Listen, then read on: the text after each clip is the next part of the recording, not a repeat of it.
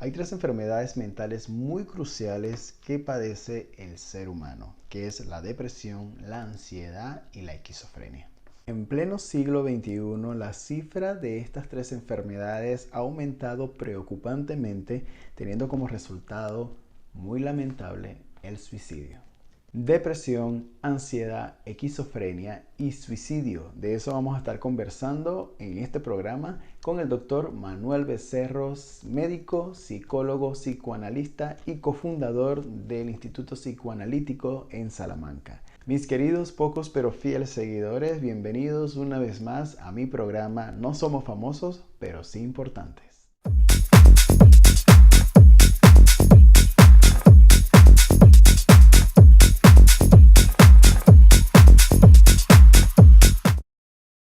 Señor Manuel, muchísimas gracias por aceptar la invitación a este humilde programa.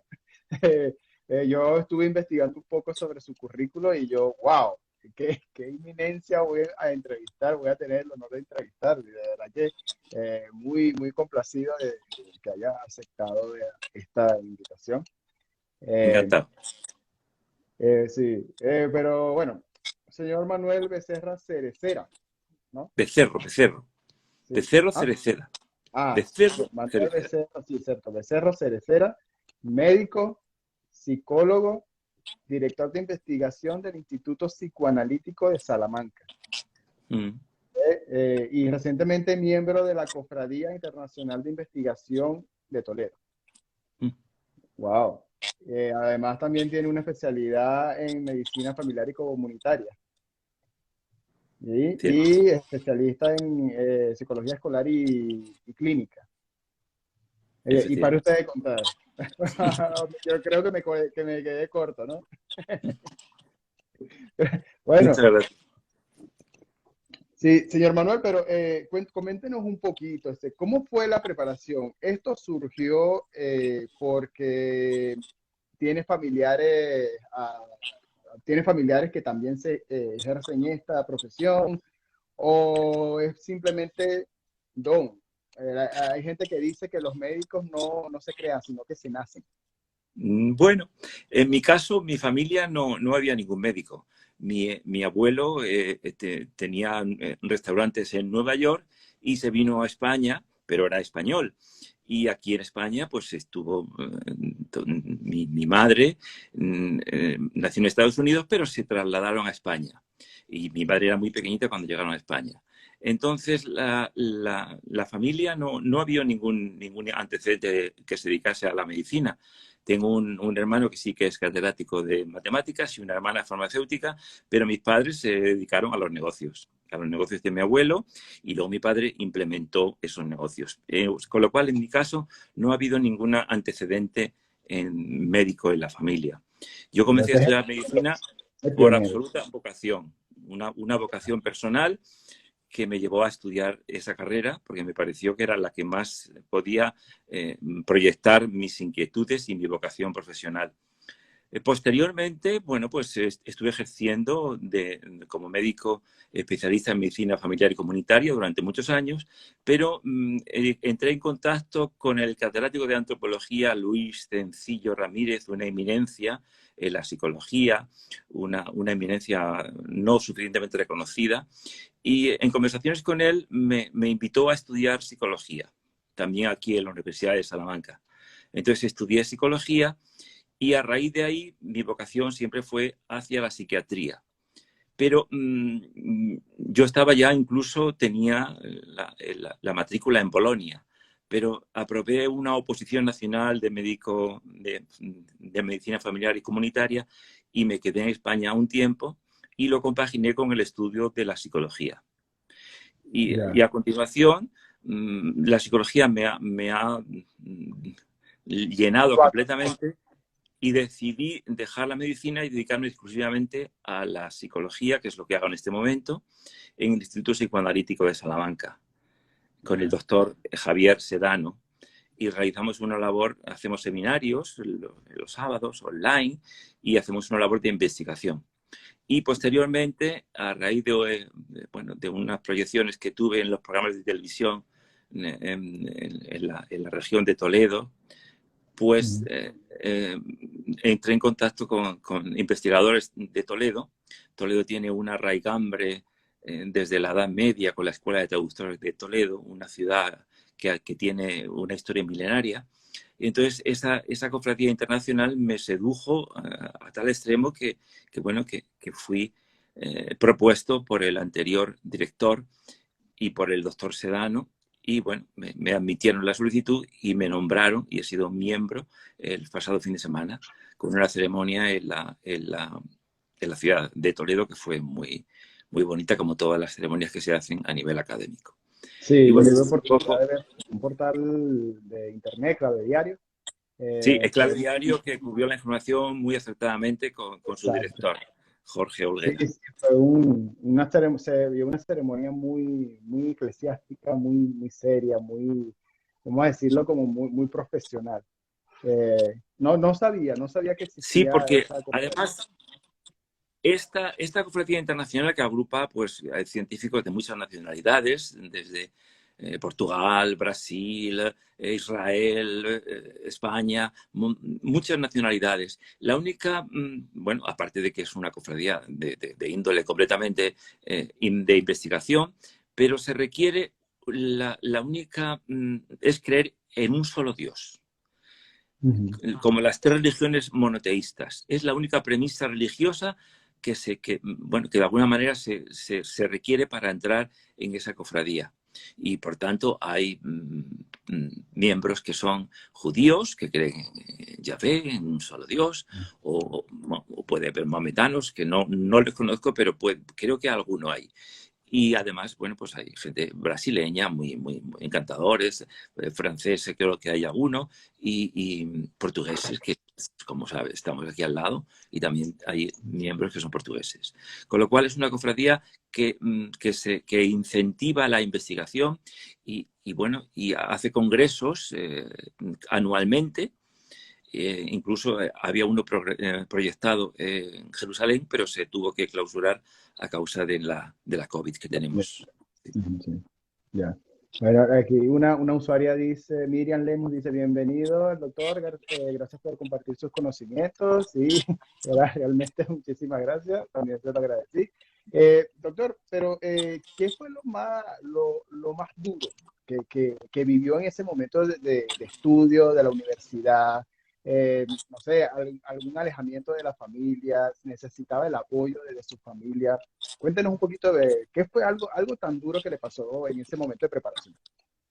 Bueno, mi preparación en la Universidad de Salamanca, como yo vivo aquí, mi familia vive aquí, no tuve necesidad de desplazarme fuera, porque la Universidad de Salamanca, pues como saben, es la segunda de Europa, una universidad con mucha raigambre, mucha solera, y entonces no tuve necesidad de irme a ningún otro sitio, cosa que a veces es bueno porque te hace conocer otras ciudades, pero en este caso Salamanca en ese momento era una ciudad todavía con más vida académica que hoy. Hoy también tiene, pero quizá la pandemia la redució un poquito. Yo en mi promoción estuve en contacto con compañeros de Colombia, de Ecuador, de Venezuela, de Miami, una playa de compañeros de otras nacionalidades que enriquecía mucho la universidad, y en ese momento pues la universidad era un ebullir de cultura, de información, de conciertos, y Salamanca era una ciudad que bueno, parece ser que sigue siéndolo, pero en ese momento todavía con más fuerza. Era una de las ciudades universitarias, si no la más, una de las mayores afluencia de estudiantes que venían de todas partes del mundo y de todas partes de España. Realmente no me supuso ningún problema. En la universidad me pareció unos años académicamente muy interesantes. Tuve tiempo también en fin, para viajar y para hacer actividades culturales. Y bueno, Bien. esos años son realmente muy, muy interesantes para un estudiante Inolvidable. y son inolvidables. Siempre uno los recuerda con mucho afecto. Igual Ya. que también cuando haces la especialidad, en fin, pues todo tiene unos recuerdos interesantes, algunas zonas o algunos sitios más que otros, evidentemente. Ya. ¿Y en algún momento usted pensó que lograría tanto reconocimiento a nivel internacional en Salamanca, en Toledo, España? Porque yo he visto y he investigado que muchas partes de España usted es reconocido. O sea, cuando uno dice Manuel Becerro, ah, sí, el psicólogo. O sea, Bueno, ya es como que ya, sí, lo conozco, ya sé quién es. O bueno, sea, muchas tiene, gracias. No creo, pero no se creo que sea imaginó tanto. algún día ser una persona tan reconocida en España. Bueno, muchas gracias. No creo que sea tanto ese reconocimiento, pero yo agradezco mucho el reconocimiento. Yo realmente no me lo he propuesto en absoluto. Todo me ha venido un poco rodado porque yo pues estaba mi profesión de médico de medicina familiar y comunitaria y en el que he ejercido y me he sentido muy a gusto y muy bien. Pero siempre me tentaba la rama psicológica que abandoné porque gané una oposición nacional. Entonces, pues me quedé ahí porque también he podido en mi consulta ejercer la psicología con absoluta tranquilidad. Ambas cosas, la medicina y la psicología, aunque tienen enfoques distintos, pero en algunas patologías se pueden implementar y una ayuda mucho a la otra.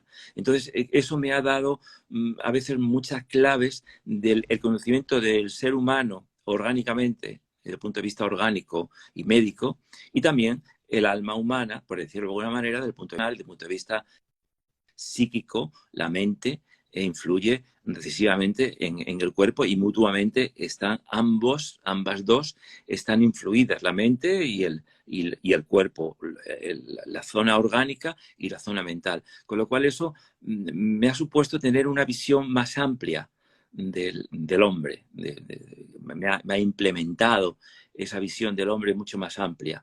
Y también lo que fue decisivo en mi vida fue entrar en contacto con el profesor Luis Sencillo Ramírez, un profesor español que estuvo muchos años en Alemania, licenciado en 5 licenciaturas, una eminencia, que bueno, entré en contacto fortuitamente con él y él, no sé, me dio alguna afición por la psicología y me invitó a estudiar psicología y eso pues ha sido un poco lo que me ha dado el contrapunto a mi vida, porque realmente la psicología ha sido para mí muy importante. Y en este momento, pues también, me preguntabas, no he buscado nada, todo me ha venido un poco así, yo no me he dedicado a buscar nada, me ha venido de la mano, pero bienvenido sea cuando viene para dar, como yo decía el otro día en la entrevista que Clave Diario me hacía, dar luz al ser humano en la medida que yo pueda darle luz a través de la psicología y a través de la antropología. Porque claro, la antropología, Freud, como saben ustedes, fue un gran psicólogo en el siglo pasado que descubrió que las enfermedades no eran orgánicas todas, sino que había muchas que tenían una raíz no orgánica, sino una raíz funcional, una raíz mental. Entonces, eso cambió completamente la medicina. Porque evidentemente Freud era médico neurólogo, y cambió completamente la psicología y la medicina. Le dio un aire completamente nuevo y descubrió, no me gusta decir nunca el inconsciente, descubrió lo inconsciente, que quiere decir lo que tenemos dentro, pero no sabemos que lo tenemos, pero nos está influyendo. Situaciones, vivencias que hemos tenido y nos están influyendo, nos están marcando nuestra manera de actuar, pero no somos conscientes de que tenemos ese tipo de elementos. Son inconscientes, es decir, no los conocemos, pero no por no conocerlos no dejan de influirnos en nuestra vida. En nuestra vida nos están produciendo cosas buenas y cosas malas, no siempre malas, ¿eh? No siempre podemos hablar de patología. Y entonces Freud hizo su estudio psicopatológico atendiendo a pacientes que sospechaba que tenían problemas que venían de su mente, que no venían de su cuerpo.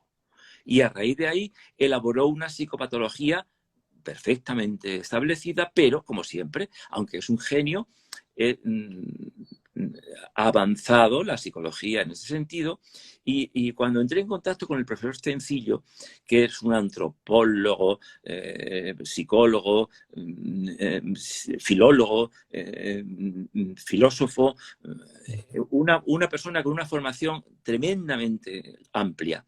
Y entonces, a raíz de eso, él vi que había estudiado al hombre, al ser humano sano, al ser humano con toda su integridad, desde el punto de vista en ausencia de enfermedad, no con modelos psicopatológicos de enfermedades, sino estudiando al ser humano, sus reacciones, su manera de vivenciar, su manera de desenvolverse por la vida, las influencias que ha tenido, cómo le han afectado, y eso configuró una escuela psicológica que se llama psicoanálisis antropológico, que atiende más al ser humano en su conjunto y no tanto al aspecto psicopatológico o de las enfermedades mentales, porque no me gusta hablar de enfermedades mentales.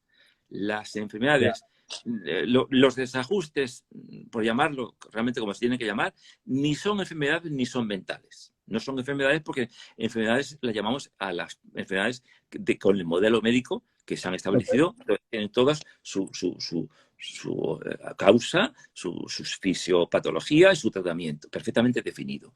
Cuando hablamos de la brucelosis o del COVID o de cualquier enfermedad, que sabemos perfectamente cuál es su origen, cómo se contagia, qué síntomas tiene y cómo se trata. Desafortunadamente, el COVID no sabemos cómo se trata, pero las que sabemos, que son muchas, sabemos cómo se trata. En cambio, en el aspecto psicológico no se puede hablar de enfermedad, porque cada persona se desajusta de una manera distinta. Aunque los síntomas puedan ser parecidos, se desajusta a cada persona atendiendo a su biografía y a su vida de una manera completamente distinta. Y las personas que están deprimidas pueden estar deprimidas igual, con un ánimo bajo, con una falta de impulsividad, con una tristeza, con un llanto, como quieras. Pero cada una ha sido por una causa distinta. Entonces, por eso, las enfermedades mentales ni son enfermedades ni son mentales, porque son desajustes en el devenir de la vida de esa persona que lo ocasiona maneras distintas de afrontarse a esa vida. Entonces, no hay que hablar de enfermedades mentales, sino de desajustes emocionales. Y como son Pero ya siendo algo como muy complejo, porque como él dice un dicho, cada cabeza es un mundo.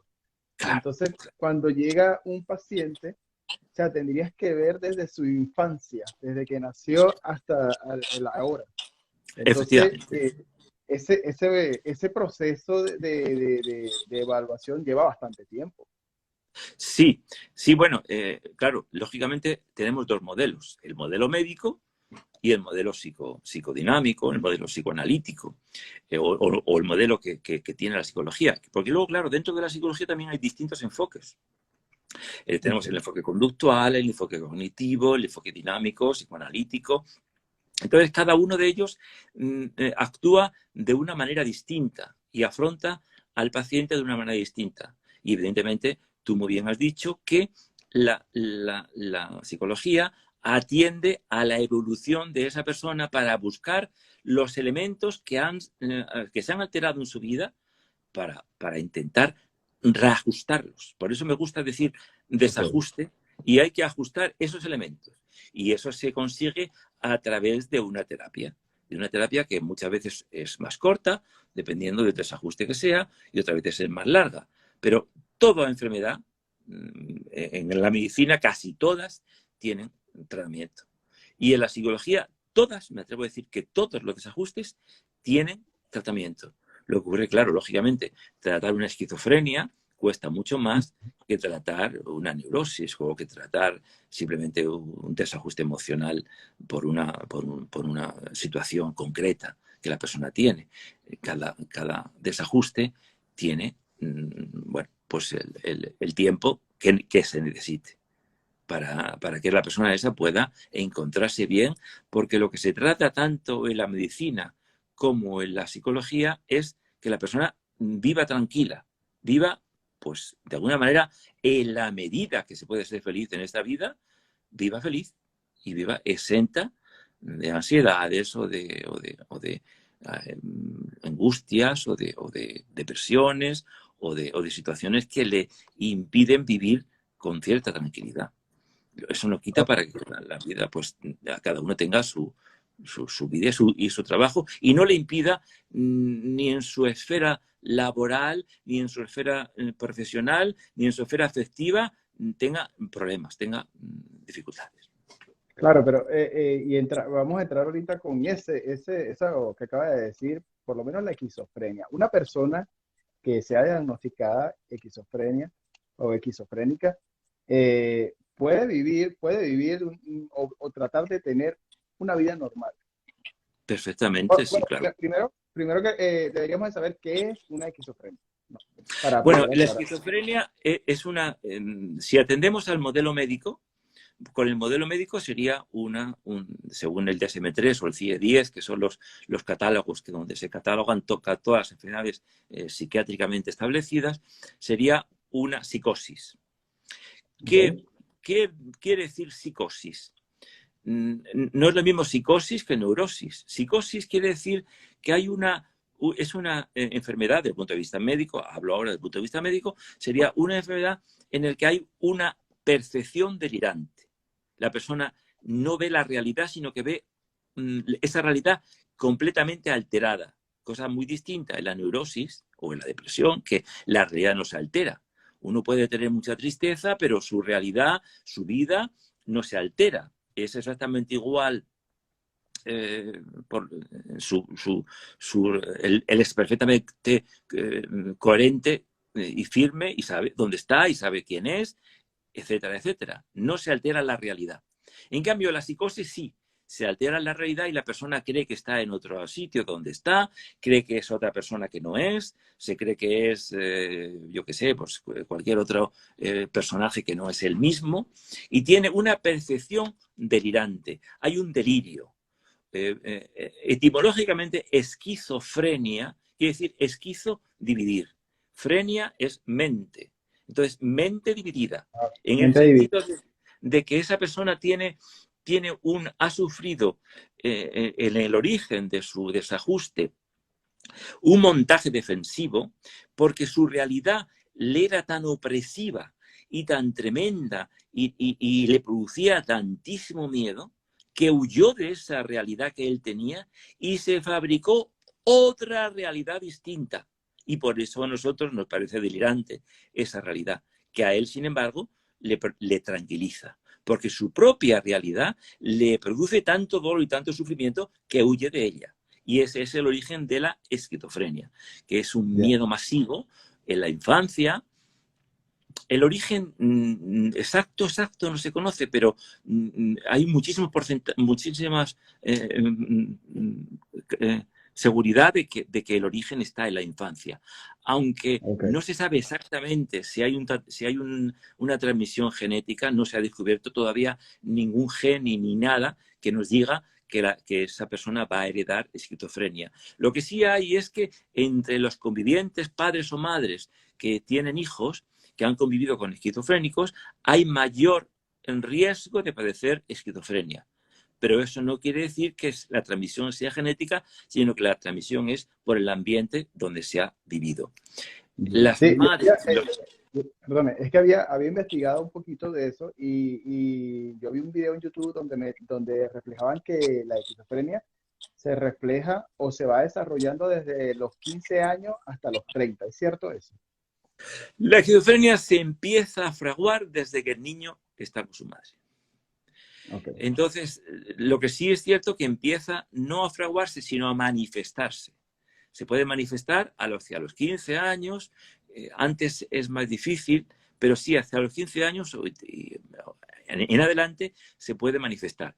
Pero se manifiesta de muchas maneras. Yo he tenido pacientes esquizofrénicos que han sido personas muy normales y que de repente un día han tenido un delirio, que de repente piensan que oyen voces o que de repente se creen que no son ellos y tienen duda sobre quiénes son. Eso es lo que se llama un brote esquizofrénico. Que eso se trata, y tanto se puede tratar con fármacos o se puede tratar con psicoterapia, y la persona esa, pues en muchos casos no vuelve a tenerlo. En otros sí, en otros vuelve a tener más brotes, y hay casos graves que hay que ingresarlos en el hospital. Pero no siempre la esquizofrenia es una enfermedad tremenda y que haya que aislar a los pacientes esquizofrénicos. No, no. Y muchos delirios que pueda tener la gente que se puedan catalogar como esquizofrénicos, a lo mejor no lo son. Habría que hacer un diagnóstico diferencial sobre cualquier delirio, porque cuando hay personas que están sometidas a una presión emocional grande, pues una presión emocional de un estrés grande por cualquier circunstancia, pueden tener percepciones delirantes, y eso no es esquizofrenia tampoco. Y muchas veces se ha confundido unas cosas con la otra. Pero en definitiva, la esquizofrenia es una percepción delirante y una huida de su mundo porque no lo soportan y se fabrican un mundo distinto, y por eso su lenguaje y su manera de actuar es otro completamente distinto. ¿Y eso se controla o no se cura? Se controla. Sí, se puede controlar, evidentemente, con una terapia larga se puede controlar. Y también con fármacos. La esquizofrenia muchas veces se controla bastante bien con fármacos. Okay. En ¿Y emoción cómo se puede atacar eso? Por lo menos un familiar que tenga una persona esquizofrénica, ¿cómo podría contribuir a su mejoría? Bueno, pues lo primero que tiene que hacer es diagnosticarse como enfermedad esquizofrénica. Y una vez que se diagnostique, poner el tratamiento oportuno, bien médico o bien psicológico, o ambos. Se pueden hacer ambas cosas. Dar opción que serene un poco a la persona, y a la vez hacerle una psicoterapia para que vaya elaborando esos elementos que le han condicionado y que le han inducido a evadirse de su mundo para crear otro mundo distinto. Entonces, eso sería lo que tendría que hacer una persona que tuviera o que se le diagnosticara esquizofrenia. En cuanto a la previsión, pues realmente el origen, desde el punto de vista psicoanalítico, sería esos padres o las madres que dan un cariño o que el niño no lo capta, porque muchas veces los padres también dan cariño y el niño no lo capta. Pero que sobre todo padres o madres que dan un doble mensaje, te quiero y no te quiero en el mismo mensaje. Te quiero, pero al final, en fin, a los niños en el aprendizaje, cuando son pequeñitos, sobre todo en los primeros meses y años, tienen que aprenderlo todo con mucho afecto. Porque todo el aprendizaje, que lo que se aprende con afecto, se queda muy bien grabado y no hay ningún problema. Pero lo que no se aprende con afecto se aprende mal. Y entonces eso puede ocasionar desajustes en ese niño o en esa niña. Entonces, para prevenir, quizá la mejor manera es, realmente cuando se tiene un hijo, cuando se trae un hijo al mundo, es para quererle mucho. Y la madre y el padre lo tienen que querer. No hay que quererlo exageradamente, hay que quererlo lo justo, porque tan malo es sobreproteger demasiado a un niño como no quererle. Hay que quererle, pero también marcarle los límites. A los niños hay que marcarle los límites, pero también darle mucho afecto. Porque los niños necesitan que se les quiera. Y necesitan sentir esa afección. Es dañino. Exacto. No, y está muy interesante porque estoy viendo muchas personas que están viendo el live. La mayoría tienen niños y niños de meses. Entonces está muy bien ese dato para que ellos... Bueno, pues ese es el momento de prevenir todos los desajustes. Darle afecto de una manera tranquila, sin agobio, sin agobiarle, pero darle afecto y marcándole perfectamente los límites que tiene que tener un niño, porque un niño tiene que tener sus límites, sabe lo que tiene que hacer, pero el referente, su padre y su madre, ambos dos. El niño necesita de los dos. Hombre, hay veces que no hay solamente uno. Entonces, bueno, pues intervienen ahí las figuras de apego, que son los padres, o son los tíos, o la familia próxima, que también son importantes y muchas veces suplen lo que los padres no pueden dar o no dan del todo. Pero en ese caso, un niño con meses es la cosa más bonita del mundo. Estar a su lado y compartir su vida y acariciarle y acompañarle en su crecimiento. Es una labor apasionante. Sí. Bueno, vamos a pasar a otro aspecto que me dijeron que lo tocara, que es lo de la ansiedad. Yo no sé, yo en mi país yo hacía teatro y cada vez que yo presentaba una obra era algo que yo no podía estar quieto. Yo me movía para acá, comía, bebía agua, me sonaba los dedos. Cuando llegaba la hora de presentar la obra y yo salía en escena, se me tranquilizaba todo. Eso es ansiedad. Sí, evidentemente eso es ansiedad. Pero la ansiedad hay que catalogarla bien. La ansiedad es una cosa que a veces es necesaria, un poquito de ansiedad, lo que los psicólogos llamamos arousal. Hay que tener un arousal que es una estimulación suficientemente importante para ejecutar algo. Cuando uno está muy desganado, pues entonces las cosas no le salen tan bien. Ahora, cuando uno tiene demasiada presión emocional, también ejecuta mal. Pero es necesaria un poquito, no ansiedad, sino de arousal. Vamos a llamarle arousal. Cuando esa arousal aumenta de intensidad, ya lo vamos a llamar ansiedad. Y cuando esa ansiedad aumenta muchísimo más de intensidad, le llamamos angustia. Entonces paraliza completamente a la persona. Lo que en inglés se llama panic attacks, ataques de pánico, porque la persona ya siente una presión grande. Entonces, la ansiedad, ¿qué es? Es una alarma, simplemente es una alarma. En el devenir filogenético, desde que el hombre está en el paleolítico o neolítico y después en toda la historia de la humanidad, ha tenido siempre que luchar contra enemigos. Entonces, eso filogenéticamente nos ha creado una manera de reaccionar. Cuando un primitivo iba por la selva y de repente se encontraba un león, ¿qué tenía que hacer? Correr rápidamente, subirse a un árbol y para eso, ¿qué necesita? Que su corazón vaya rápido, que le bombee rápidamente sangre a toda marcha y que su oxígeno sea máximo para que sus células puedan caminar y correr y vencer esa resistencia. Entonces, esa preparación, que lo que se llama el estrés, una situación de estrés, hace que nuestras pupilas se dilaten, nuestras manos suden, nuestro pulmón se abra para coger más cantidad de aire, nuestro corazón vaya más deprisa, lo que se llama taquicardia. Entonces eso hace que huyamos de ese león. Pero claro, eso, en el devenir del ser humano, cuando captamos un peligro, de repente se pone en marcha ese mecanismo. Y muchas veces se pone en marcha ese mecanismo, como ocurre, por ejemplo, en los bancos o en las entidades cuando en la alarma se cruza un pájaro. Entonces, por la célula fotoeléctrica empieza a sonar la alarma. ¡Oh, tremendo! ¿No? Entonces, en nuestra vida hay muchos elementos, tanto personales como pasados, que nos han producido esa sensación de alarma, esa sensación de miedo. Entonces, ese miedo infantil que hemos tenido, imagínate, en una situación de oscuridad, pues hace que cuando volvamos a tener la situación de oscuridad, si eso no lo hemos superado, tengamos ese miedo y por nuestra memoria nos va a producir una alarma interior.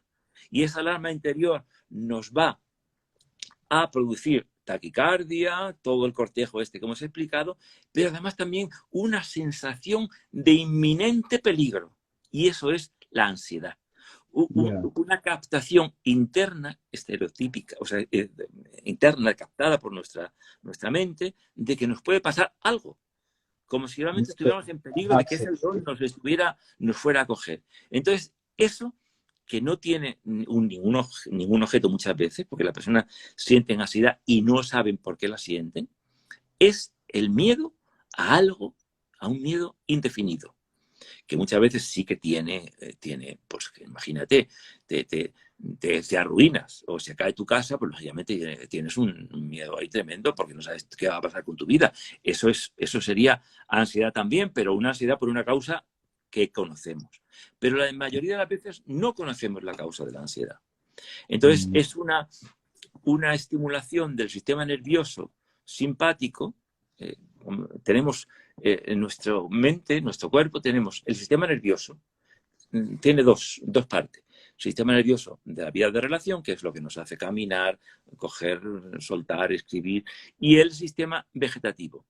El sistema vegetativo es el sistema que inerva corazón, pulmón, riñones, ojos. Todo el cuerpo está inervado por el sistema nervioso simpático y parasimpático. De manera que el simpático es el que se estimula en las situaciones de estrés. Y el parasimpático es el que vuelve a la normalidad. Cuando ya pasa el peligro, de repente, uno se queda como, bueno, pues ahí está actuando el sistema parasimpático que vuelve todo a la normalidad. Pero cuando la alarma esa interna que tenemos, como ese pájaro que pasó en la célula fotoeléctrica y puso la alarma y son las 4 de la mañana y sigue la alarma funcionando y de repente hasta que no va al día siguiente no la para. Bien, sí. En nuestro caso pasa también cuando tenemos un problema o no sabemos qué ocurre y no lo racionalizamos y no sabemos quitarnos esa ansiedad de encima, pues estamos sufriendo innecesariamente y nuestro organismo es como ese coche que está acelerado, en seco, sin andar.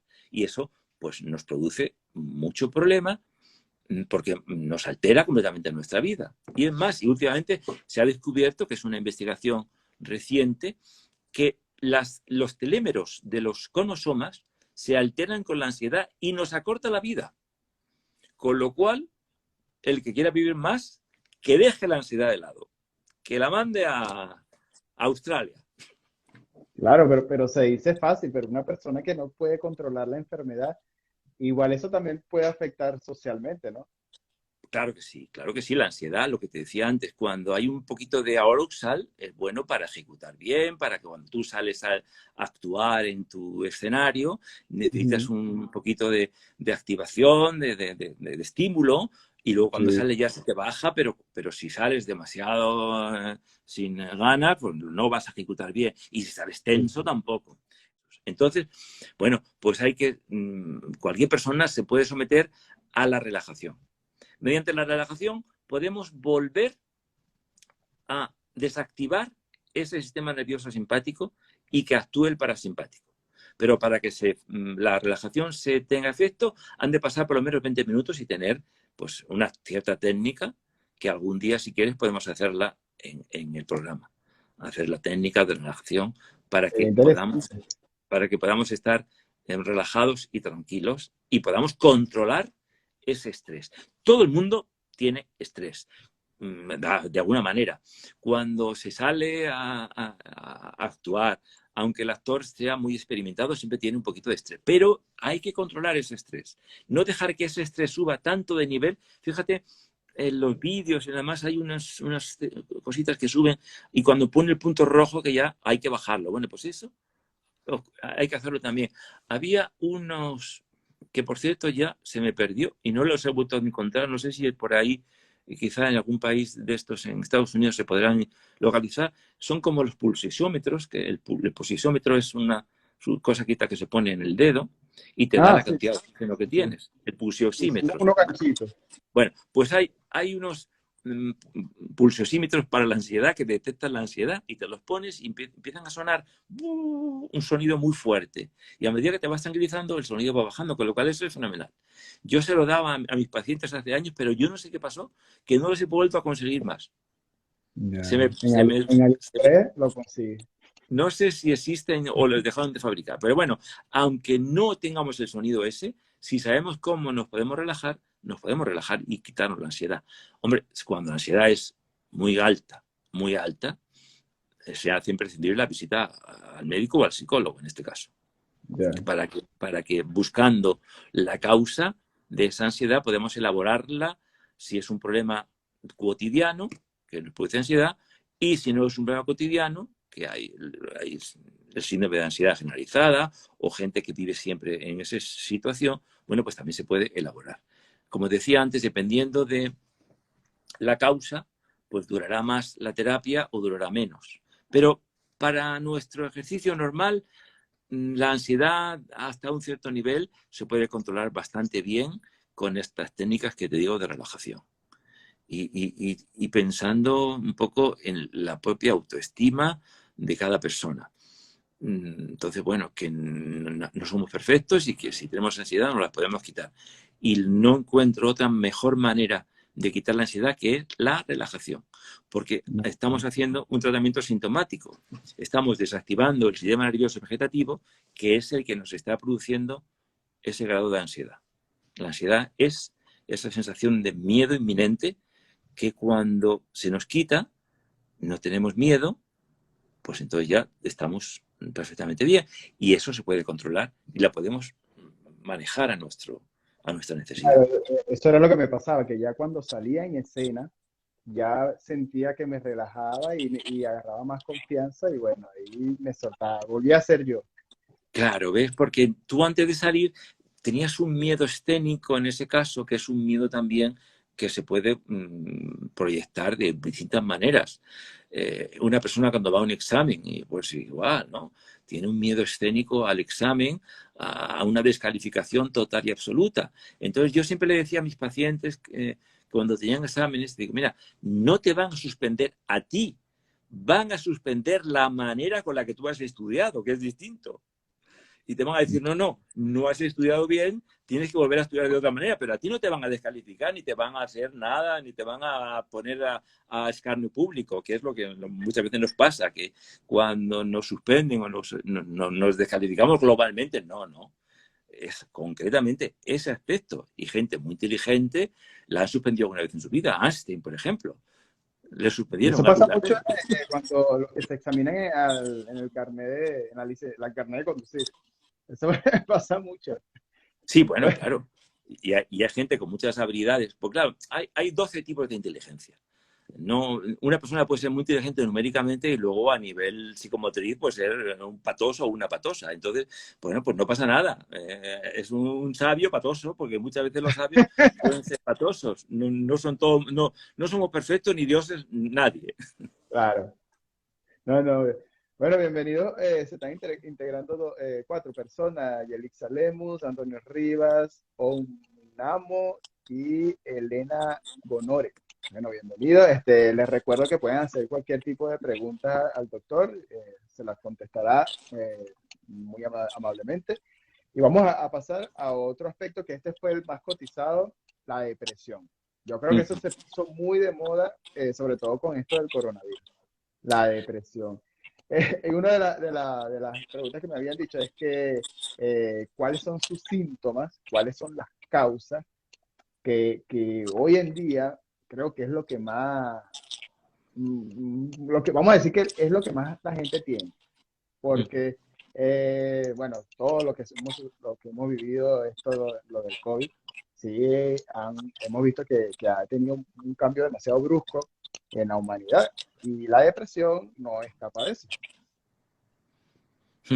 Bueno, la depresión es una de las enfermedades en más prevalencia actualmente en el mundo.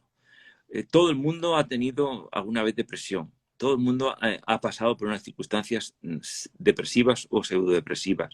Es quizás la enfermedad de más prevalencia y la que más riesgo laboral contempla. Los países tienen muchas bajas por causa de la depresión. La depresión quiere decir deprimere, o es oprimir, en latín depressio, es una sensación de constricción, como si algo te constriñera, te oprime, te impide. Entonces, la depresión se puede estudiar, se puede visualizar de muchas maneras. Sería, desde el punto de vista médico, sería una pérdida de los neurotransmisores cerebrales. Los neurotransmisores, que son la serotonina, la dopamina, la noradrenalina, no comunican bien los sinapsis que se producen en nuestro cerebro. Entonces, en lugar de producirnos, como ocurre cuando tenemos alegría, una sensación de bienestar, una sensación de querer disfrutar de la vida, en este caso no se produce esa sensación, sino todo lo contrario. Las personas tienen deseos de no vivir, de no relacionarse, de llorar, no quieren alimentarse, en fin, decae completamente su capacidad de vivir. Entonces, del punto de vista psicoanalítico, lo podríamos definir como una pérdida o carencia vivenciada, que lo vive la persona, de una carencia, una pérdida de energía vital para vivir y motivacional. Nada le motiva, nada le atrae, nada le gusta y nada quiere. Solamente quiere huir y olvidar que está en el mundo porque no se siente capaz ni siquiera de vivir. Entonces, hay muchos grados y maneras de depresión. La depresión como síndrome, cuando hay realmente un cortejo muy intenso de síntomas, llanto, no querer vivir, sin ideas incluso de quitarse la vida. Entonces, es una depresión que llamamos inhibida, que tiene un origen endógeno.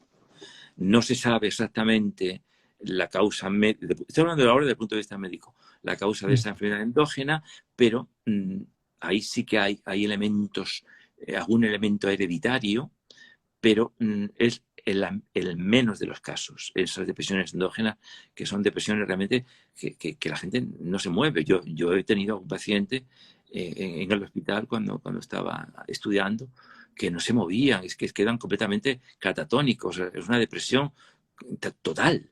Wow. Se quedan paralizados, es una paralización. Y ese es el grado máximo. Pero luego hay muchos escalones, hay 5 tipos de depresión. Vamos a irnos al otro escalón, que es la tristeza. Bueno, estar triste, cuando muchas veces, y ahora se dice mucho estoy depre o tengo depre o me encuentro depre. Bueno, pues eso es simplemente una tristeza. Eso no se puede catalogar como depresión. El que uno esté triste porque, no sé, porque la novia le dejó, porque...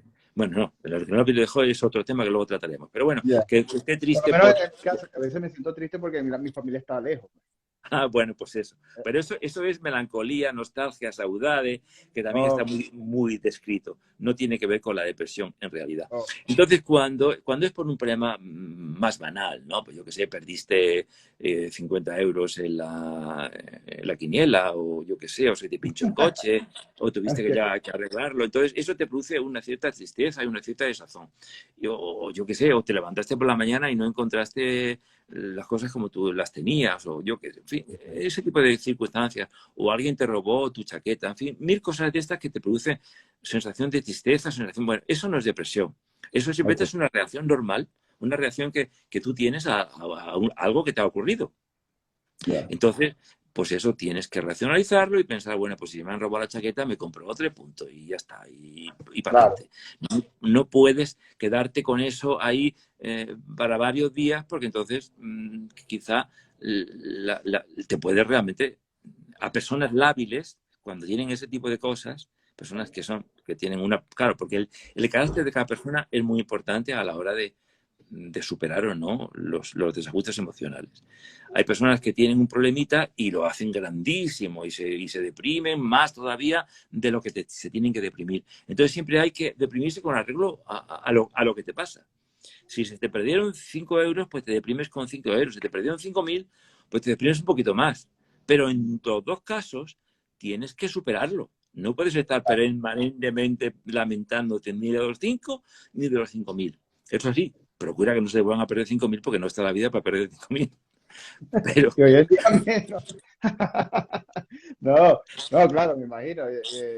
Yo por lo menos una persona que haya perdido un ser querido sí puede caer bueno, en pero eso. eso es un duelo. Ese es el duelo. Eso es otro asunto también que también cursa con sensación y con depresión, porque lógicamente ahí sí hay una causa muy clara, que es la pérdida Okay.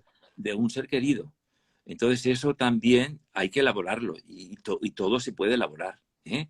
Cualquier situación con los elementos que tenemos en nuestra vida podemos mm, elaborarlos para sacarle el mayor partido a los que tenemos y fijarnos más en las cosas que tenemos que las que perdimos, porque las que perdimos no van a volver, no las vamos a volver a tener.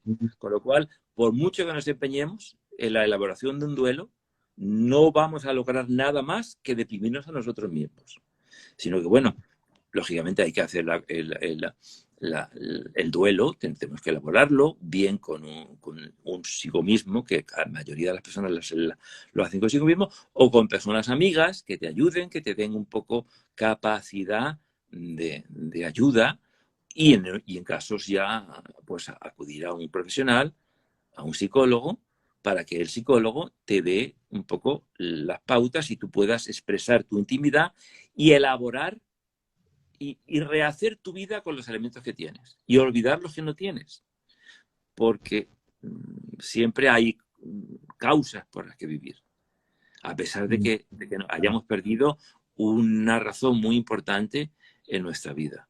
todo el mundo tenemos pérdidas y quien no haya tenido pérdidas y ahora con el COVID más todavía. Y entonces también pensar que no somos, tenemos fecha de caducidad todos, Sí, todos, claro. absolutamente todos. Con lo cual, Estamos prestados en este mundo. algunos tenemos fecha de caducidad antes, otros las tenemos después, no se sabe, no se sabe. Eso cada persona tiene su destino o su vida marcada y nunca sabemos cuándo va a ser. Eso también es una situación depresiva que hay que elaborar. Pero en general, desde la parte más intensa que hemos apuntado, que son las depresiones inhibidas, que es las depresiones de trastornos bipolares, depresiones paranoicas, depresiones esquizofrénicas muy inhibidas, hasta la parte de pequeñas depres, que no son depresiones sino tristezas. Luego tenemos ahí en otros 3 situaciones que se pueden también catalogar como depresión, y una sería, por ejemplo, la depresión de un gran estrés, de una gran pérdida que tú has tenido, y no solamente Okay. por el duelo, sino por cualquier otra circunstancia que tú la ves como una gran pérdida. Porque muchas veces hay personas que se deprimen más sin saber por qué se deprimen que cuando realmente tienen un problema como es la pérdida de un ser querido. Okay. Entonces, en esos casos en los que hay una pérdida grande, pues también las personas entran en una situación de depresión y entran en una situación de que parece que ya la vida se le acabó, porque sin eso no van a poder vivir. En fin, se están construyendo una serie de premisas falsas con arreglo a una situación bueno, que tienen que superar, que cuesta superarla muchas veces, pero que hay que superarla. Entonces, eso solo no se puede hacer.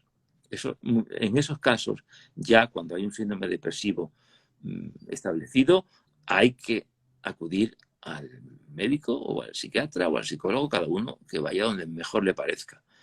Sí es verdad que los psicofármacos, los fármacos antidepresivos son los más vendidos actualmente, se consumen tremendamente por todo el mundo, las compañías multinacionales los hacen cada vez mejores, están muy bien hechos, los últimos que han salido son realmente están muy bien diseñados, pero bueno, muchas veces también se toman antidepresivos y no se eliminan las causas por las que esa persona ha entrado en depresión, con lo cual lo ideal siempre, aún en el caso de que se utilicen antidepresivos, es que se elaboren las causas por las que esa persona tiene esa manera de vivir que le induce a la depresión, o realmente ha tenido un problema y lo tiene que elaborar.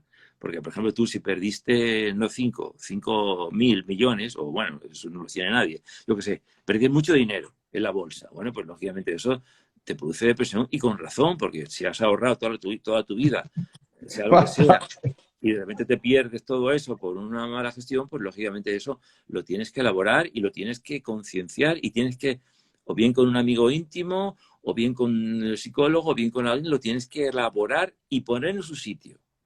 Ni darle la importancia mayor del mundo, porque tampoco no se acaba la vida, ni, hombre, en fin, para Claro. ser como yo decía antes, para que no te vuelva a ocurrir.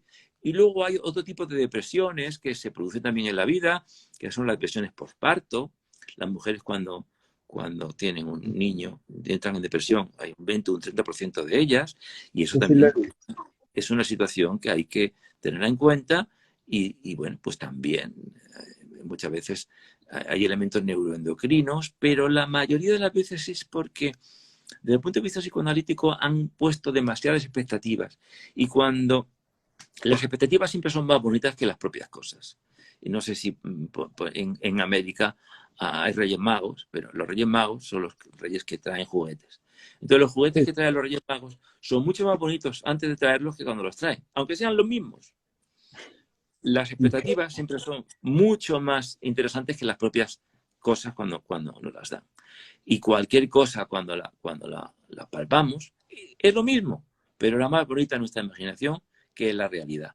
Entonces, cuando una mujer tiene un niño, pues lógicamente sí, después de todo lo que ha pasado, pues a lo mejor también algunas personas pueden tener ese tipo de sensaciones, ¿no? Que de repente, bueno, pues se ven que ya han hecho lo que tenían que hacer, o yo qué sé, o el niño o la niña no es de su gusto, o si es de su gusto, o en fin, hay muchos elementos que influyen en la Wow. depresión postparto. Y eso habría que elaborarlo con cada mujer que la padeciera. Y luego, bueno, pues están lo que se llama las depresiones reactivas.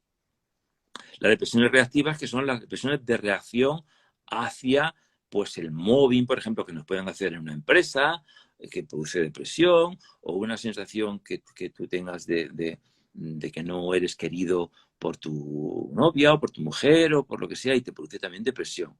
Entonces, hay situaciones en las que se produce ese tipo de situaciones en las que la persona no encuentra realmente el equilibrio emocional que tiene que buscar, ve dos situaciones distintas, la una que tenía antes, la otra que se le perdió, entonces desde el punto de vista psicoanalítico tiende por quedarse quieto. Y ese quedarse quieto es la depresión, el estar inmóvil, el no tener Por, energía vital ni para vivir, ni para progresar, ni para motivarse.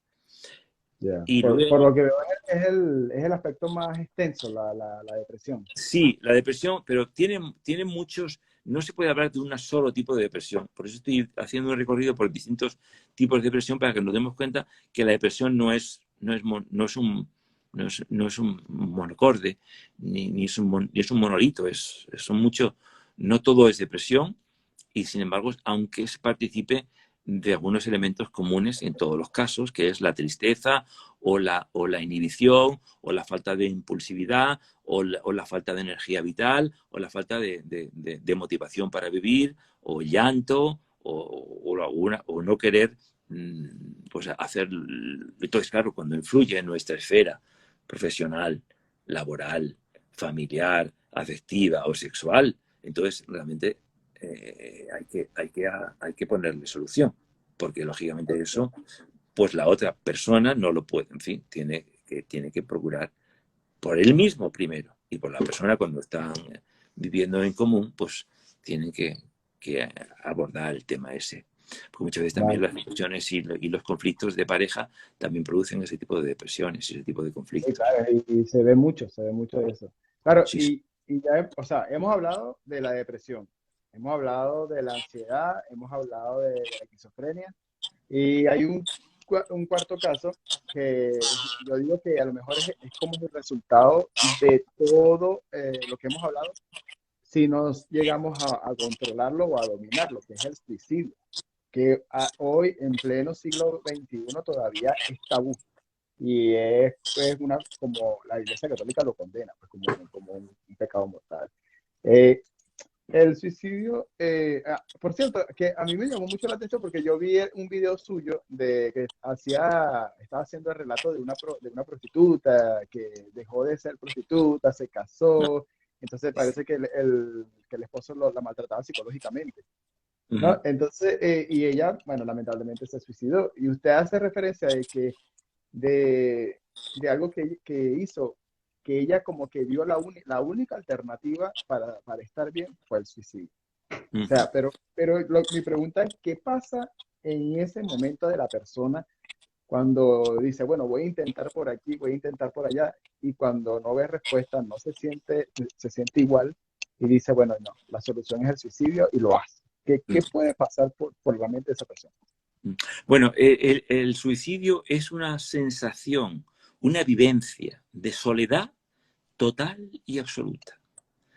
Okay. ¿Qué ejemplo pondría? Imagínate que te encuentras en un desierto sin agua. Bueno, pues ahí tienes la absoluta soledad. No te va a emparar nadie y nadie te va a apoyar ni a sacar de esa situación.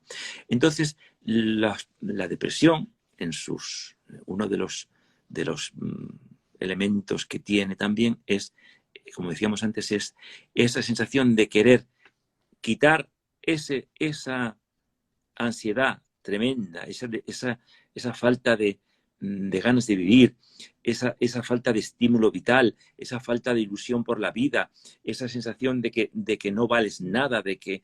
Entonces, el pensar en que cuando tú te quites de en medio, eso va a, a cesar, eso Ujú. le da un poquitín, fíjate, un poquitín de ambiente, o sea, de auxilio a esa vida, a esa persona. Es lo único que le da un poquito ¿qué te diría? ¿Qué palabra utilizaría? Esperanza, de que cuando se quite de en medio, va a dejar de sufrir. Entonces, es tal el sufrimiento que tienen esas personas y que lo viven de una manera tan intensa. Antes hablábamos de la ansiedad en sus estadios más altos, que es lo que se llama el ataque de pánico.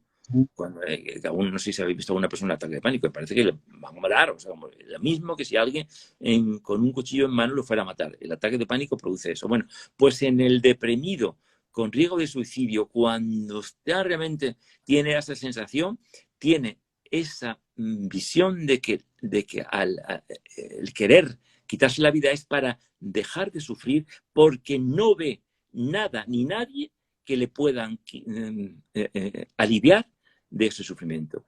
Ni su familia, ni su mujer, ni sus amigos, nadie.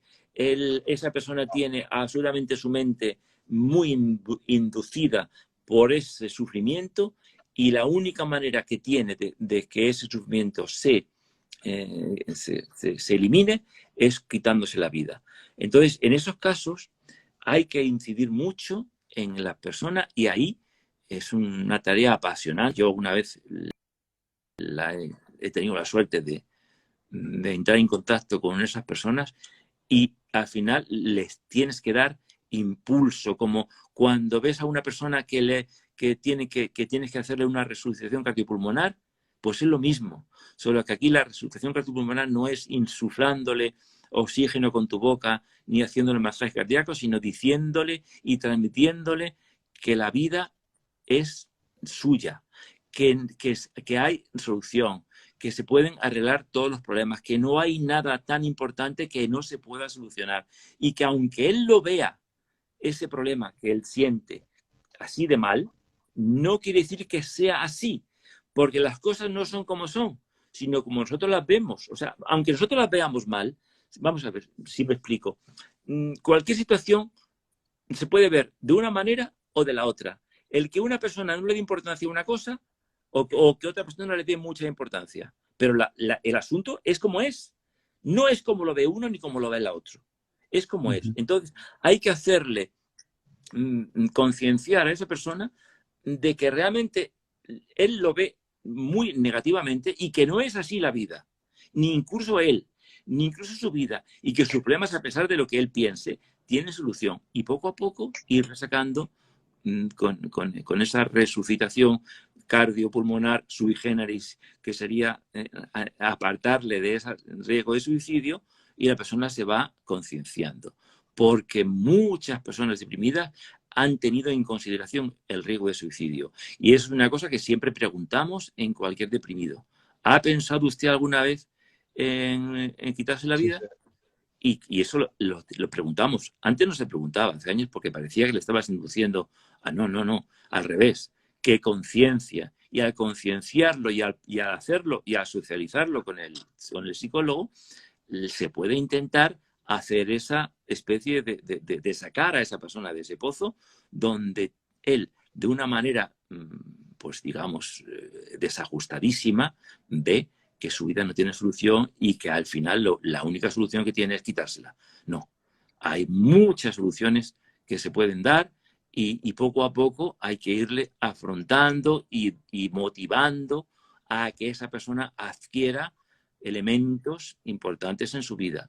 Porque, fíjate, en algunos momentos ni siquiera sus hijos, ni que sean pequeños, ni que sean grandes, ni su madre, ni su padre, al final dicen, bueno, pero yo es que no puedo más. Tiene ese grado de sufrimiento tan alto que hay que intentar, bueno, en ese caso, con todos los medios que se puedan, vigilándole constantemente la familia, no dejándole que esté solo, porque hay gente que realmente con riesgo de suicidio termina por suicidarse, porque en el suicidio siempre hay dos motivaciones. Hay personas neuróticas que se intentan suicidar para llamar la atención, y exclusivamente esa es su finalidad, llamar la atención. A veces les sale mal porque se toman las pastillas y creen que no le van a afectar y le afectan. Y otras, Ya. en cambio, que lo hacen perfectamente bien, se suben justo a la torre que se tienen que subir o al tren que se tienen que tirar, etcétera, etcétera, etcétera. Con lo cual, ahí es una pena. Es una pena que no haya alguien en ese momento que les pueda ayudar, que les pueda conducir y que les pueda llevar a una situación de normalidad, porque en el fondo el suicida está alterando mucho su vivencia de la realidad.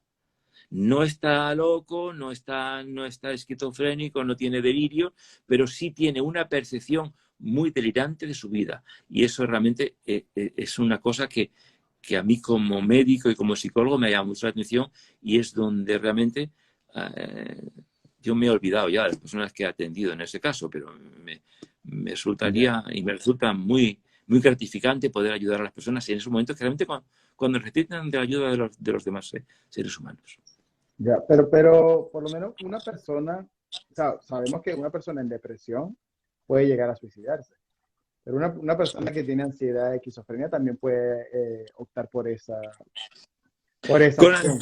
con ansiedad no. La ansiedad, por muy grande que sea, no produce sensación de ataque de pánico. Las personas, pues a veces sí, a lo mejor se pueden tomar las pastillas para llamar la atención o para que llamar la atención a determinado sector que, en fin, su pareja o su familia o la madre o el padre, lo que sea. Pero realmente lo que tú me planteabas, eso de que la ansiedad nunca lleva al suicidio, salvo esos Ok. casos que te digo yo.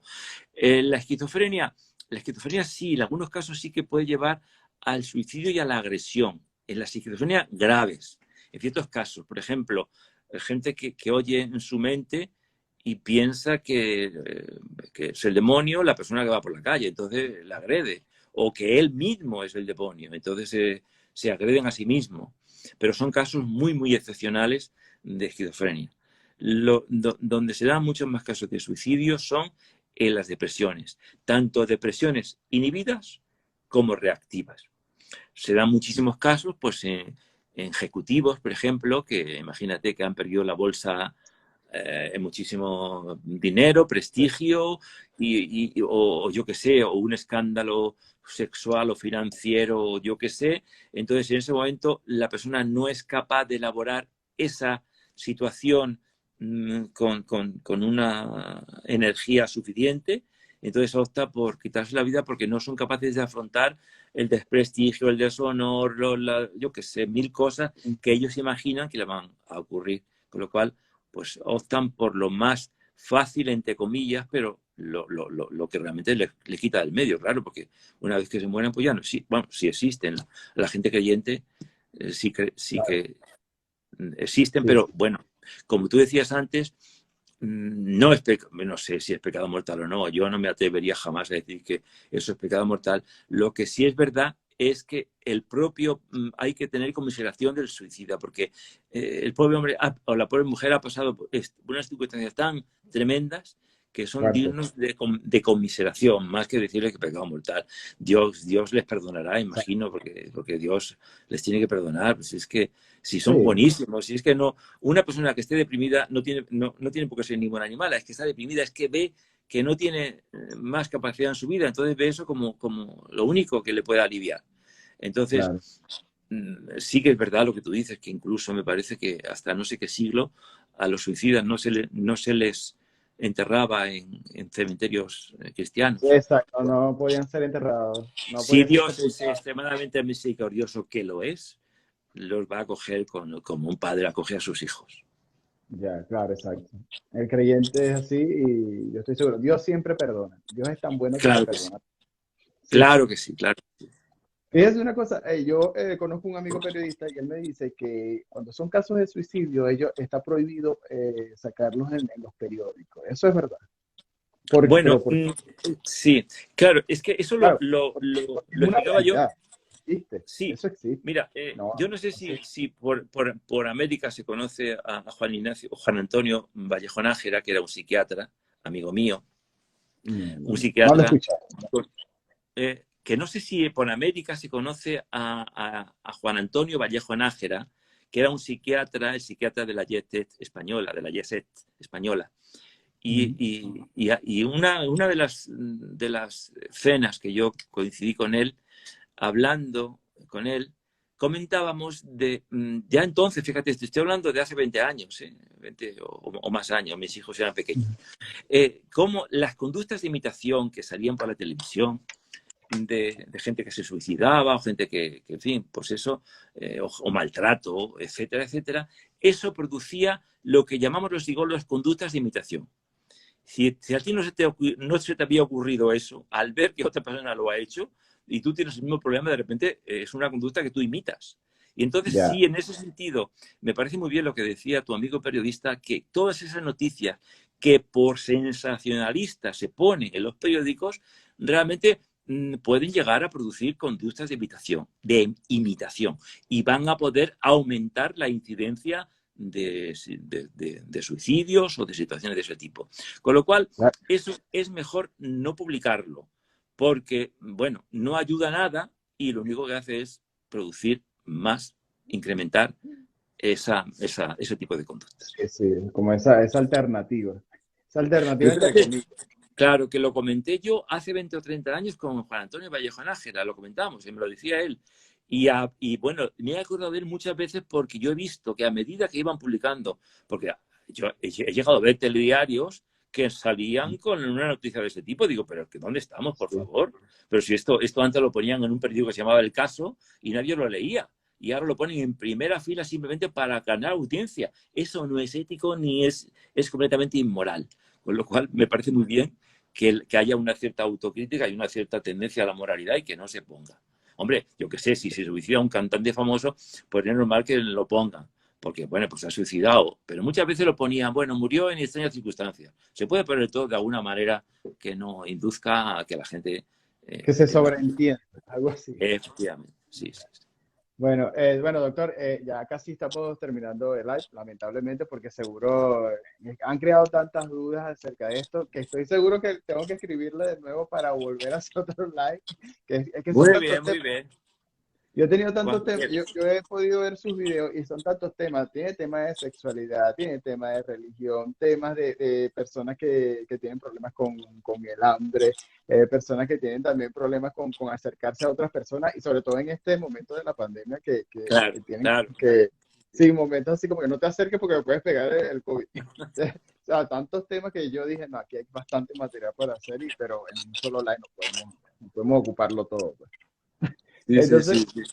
yo lo que sí quiero aprovechar, antes que se acabe el tiempo del live, es las preguntas que me han hecho. Sí. Por lo menos Jorge Olvera, que está aquí conectado, él me dice, hazle esta pregunta.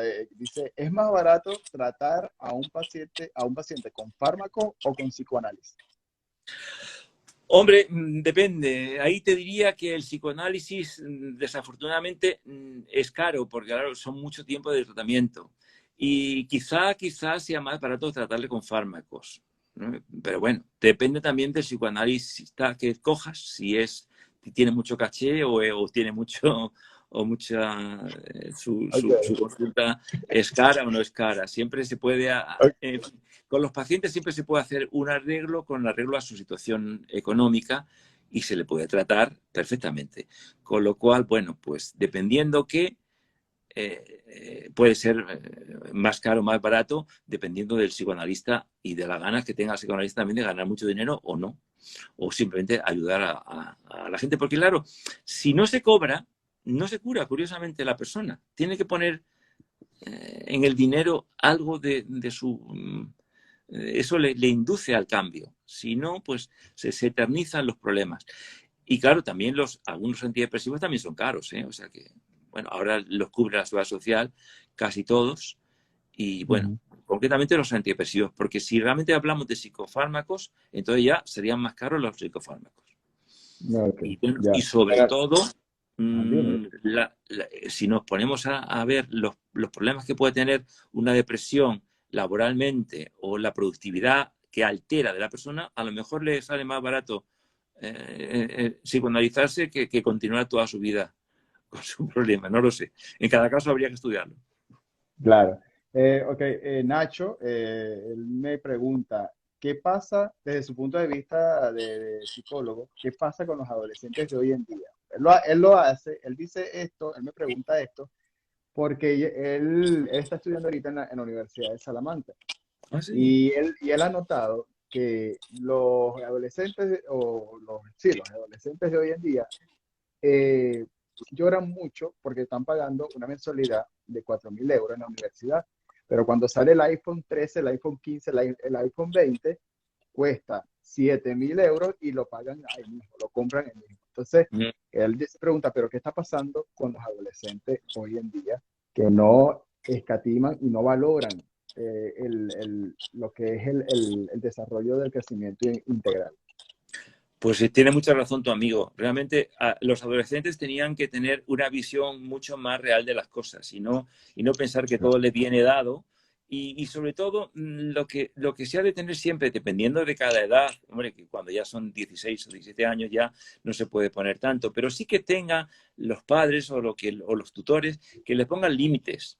Hay que poner siempre límites a los adolescentes y cuando más pequeños son, más límites todavía. Que no todo vale, bueno, que realmente tienen que en su desarrollo saber que tienen que ir acostumbrándose a ser autosuficientes bueno, y que no pueden gastar lo que no tienen. Y se Obvio. puede gastar, pero con medida. Y sobre todo con límites, si no, oye, y si el iPhone ese, no sé, habrá otro Xiaomi o yo que sé, que sea más barato, pues a lo mejor es más interesante o tan interesante como el iPhone. Y que al final las cosas no producen la felicidad. La felicidad la produce la persona por dentro. Tiene que ir desarrollándose armónicamente en todos sus elementos y no por desarrollar determinadas pulsiones que le van a producir a lo mejor aumento de narcisismo, va a ser más feliz. Al contrario, tiene que ir madurando y ya a los 16 o 18 años es un punto ya de maduración. Siempre se está madurando toda la vida y la experiencia es siempre buena, pero tienen que saber que la vida no es a veces como ellos la imaginan, sino que la vida es realmente como es, lo que hacíamos antes, ¿no? Sí, Que vean, que intenten ver la vida y para eso los padres o educadores tienen mucho que ver en ese sentido de realmente acomodar su situación también a su presupuesto y no por eso se van a frustrar. Hay gente sí, con una situación económica, digamos, muy normal y que son tan felices o más que los que tienen mucho más. Y no por comprar y tener más se va a ser más feliz, jamás. no, sí, ya, o sea, una persona con 18 y 20 años ya es como una alerta de obligatorio ya madurar Y ya debería tener claro, bastante madurez, efectivamente. sí, sí, Debería tener. claro. Es que otras cosas son más importantes que un iPhone, esas cosas tecnológicas ya. Bueno, Alexander Lemus me hace dos preguntas. La primera es, ¿cuál es la patología más frecuente? Me imagino que es la depresión, ¿no? La depresión.